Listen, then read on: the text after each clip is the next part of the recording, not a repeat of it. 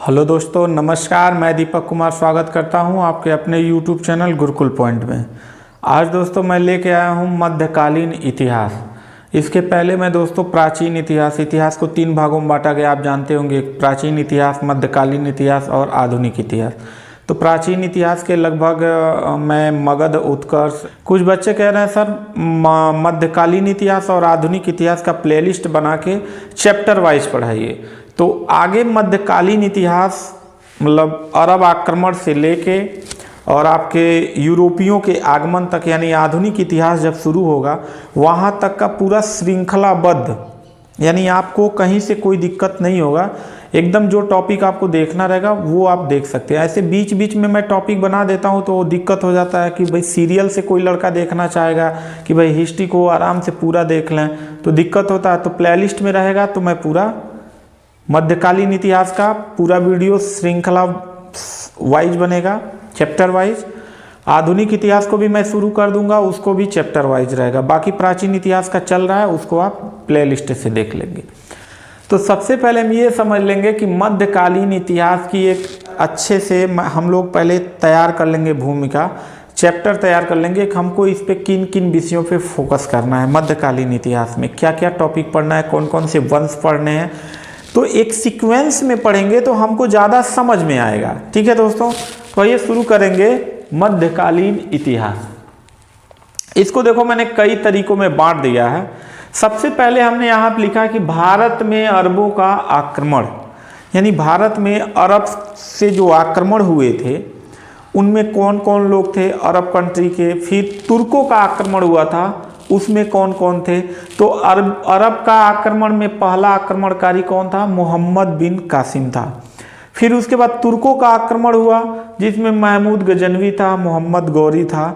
तो इनमें इनका जो था लूटपाट का जो केंद्र था वो बहुत क्या बोलते हैं, बहुत बड़ा व्यापक नहीं था। ये आए, लूटे पाटे और चल दिए। फिर यहाँ पे तुर्कों का आक्रमण हुआ तो महमूद गजनवी भी आया, कई बार आक्रमण किया, 17 बार आक्रमण किया। फिर गौरी आया तो गौरी अपने गुलाम को यहीं पे सौंप के चला जाता है। तो जिस समय अरबों का आक्रमण हो रहा था, तुर्कों का आक्रमण हो रहा था, उसी समय भारत में हमारे कुछ राजपूत वंशों का उदय हो रहा था। उसी समय जिस समय मोहम्मद बिन कासिम, गजनवी, गौरी ये लोग भारत पे आक्रमण कर रहे थे, उसी समय भारत में हर्षवर्धन के बाद भारत में कोई बहुत बड़ा राजा नहीं बना। हर्षवर्धन के बाद भारत में कोई बहुत बड़ा राजा नहीं बना, इसलिए यहाँ पे कुछ छोटे छोटे राजा हुए थे। राजस्थान में प्रतिहार वंश हो गया, सोलंकी हो गया, चंदेल हो गया इत्यादि, ये सब उसी समय जिस समय भारत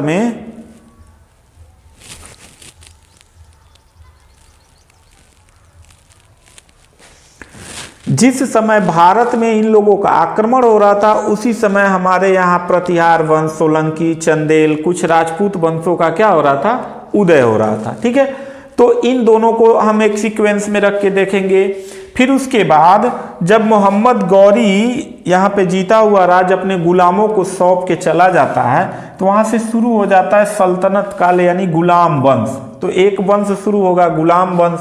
इसमें कौन कौन राजा आए, कौन कौन राजाओं ने क्या क्या किया, उसके बारे में हम लोग पढ़ेंगे।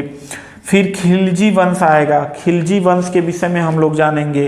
फिर तुगलक वंश आएगा, है ना, तो तुगलक वंश में कई राजा हुए हैं, उनके बारे में पढ़ेंगे। फिर सैयद वंश आएगा, इसके जो राजा हुए हैं प्रमुख उनके बारे में जानेंगे। लोदी वंश आएगा, इसके बारे में हम लोग जानेंगे। ये देखने में जो सल्तनत काल में 5 मुख्य लग रहे हैं, इसमें बहुत सारे राजाओं ने इसमें भाग लिया है, बहुत सारे राजाओं ने राज किया है। उन सब के बारे में, उनकी सामाजिक, राजनीतिक, आर्थिक क्या विकास किया है, क्या नहीं किया है, सब कुछ उसके बारे में जानेंगे। तो एक लंबा चैप्टर है ये, सल्तनत काल एक लंबा चैप्टर है जिसमें गुलाम वंश, खिलजी वंश, तुगलक वंश, सैयद वंश, लोदी वंश है। इसके बारे में हम लोग अध्ययन करेंगे। फिर उसके बाद विजयनगर साम्राज्य को देखेंगे, उसके बारे में हम लोग जानेंगे। उसी समय हमारे देश में भक्ति और सूफी आंदोलन बहुत बड़े व्यापक स्तर पे प्रारंभ हो जाता है। तो यहाँ पे भक्ति आंदोलन में हम लोग देखेंगे कि कौन कौन से राम भक्ति शाखा के कवि हुए, कृष्ण भक्ति शाखा के कवि हुए, कौन निर्गुण भक्ति शाखा के कवि हुए, कौन सगुण भक्ति शाखा के कवि हुए, ठीक ना, उनकी क्या क्या रचनाएं हुई हैं, कहाँ कहाँ उनका क्या जीवन परिचय रहा है, इन सब के बारे में हम लोग जानेंगे। तो उसी समय आगे हम लोग बढ़ेंगे तो भक्ति आंदोलन, फिर सूफी आंदोलन को देखेंगे। फिर उसके बाद शुरू हो जाएगा वंश मुगल वंश। तो मुगल वंश में हम देखेंगे कि पहले बाबर के बारे में पढ़ेंगे, तो बाबर का लड़का हुमायूं है, इसी के साथ लगे हाथ से आसूरी को भी पढ़ लेंगे। दोनों राजाओं को पढ़ने के बाद फिर अकबर, जहांगीर, शाहजहां, औरंगजेब। फिर उत्तर मुगल काल यानी उत्तरार्ध में जब अंग्रेजों का आगमन होता है, और जहांगीर के बाद, औरंगजेब के बाद कोई बहुत बड़ा मुगल वंश का बहुत बड़ा शासक नहीं बना था। बहादुर शाह जफर द्वितीय थे जो 1857 की क्रांति में नायक बनाए गए थे, वो भी मुगल काल के थे। उनके बाद वो अंतिम बादशाह थे, उसके बाद मुगल काल समाप्त हो जाता है। तो जहांगीर, शाहजहां और औरंगजेब के बाद उत्तर मुगल काल में जो बादशाह आए मुगल काल के, वो बहुत शक्तिशाली नहीं थे, उनके बारे में जानेंगे। और इनका पतन किस टाइप से हुआ उसके बारे में जानेंगे। और यहाँ से फिर शुरू हो जाएगा आपका आधुनिक काल शुरू हो जाएगा।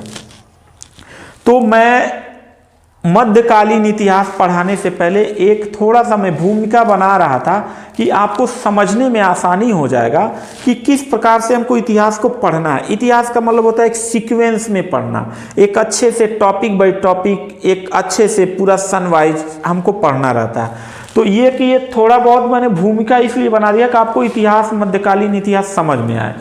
यानी आपको समझ में आया कि भारत में अरबों का आक्रमण कब हुआ, मोहम्मद बिन कासिम कब आया, फिर गजनवी कौन आया, गौरी कौन आया, तुर्कों ने कब आक्रमण किया, उसी समय हमारे भारत के कौन राजपूत जो वंश थे इनकी क्या भूमिका रही है। फिर सल्तनत काल यानी मोहम्मद गौरी अपने गुलामों को सौंप के यहाँ का राजपाट चला जाता है, जिसमें गुलाम वंश, कुतुबुद्दीन ऐबक, इल्तुतमिश, रजिया सुल्तान, ये सब के बारे में, खिलजी वंश, तुगलक वंश, सैयद वंश, भक्ति एवं सूफी आंदोलन, विजयनगर साम्राज्य, मुगल वंश जिसमें बाबर, हुमायूं, शेर शाह, अकबर, जहांगीर, शाहजहां, औरंगजेब और उत्तर मुगल काल के जो बादशाह, उन सब के बारे में हम लोग पढ़ेंगे, लेकिन एक सीक्वेंस में पढ़ेंगे। तो अगला जो मेरा वीडियो आएगा वो वीडियो आएगा कि भारत पर अरबों का आक्रमण, क्या कारण था, किस कारण से आक्रमण हुआ और क्यों हुआ, इसके बारे में हम लोग जानेंगे। तो आज का ये वीडियो बहुत छोटा सा है, सिर्फ मैं बताने का ये प्रयास कर रहा था कि इतिहास, मध्यकालीन इतिहास को हम लोग किस पैटर्न पे पढ़ेंगे। तो मिलते हैं नेक्स्ट वीडियो में, तब तक के लिए थैंक यू, धन्यवाद।